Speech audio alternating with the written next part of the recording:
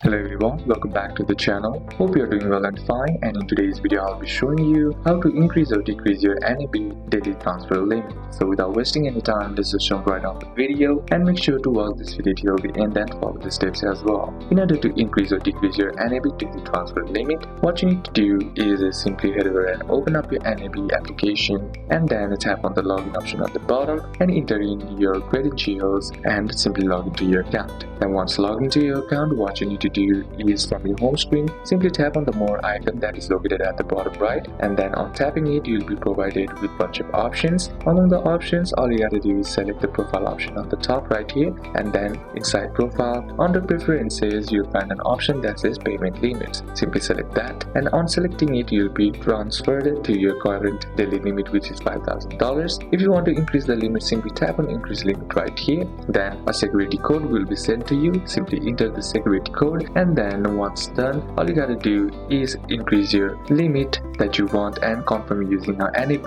ID password, SMS code, or NAB token. So these are a couple of steps that you can apply, and that's it for today's video, guys. Hope this video was useful to you. Leave a like if it did, comment down any questions that you have, and see you soon on the next one.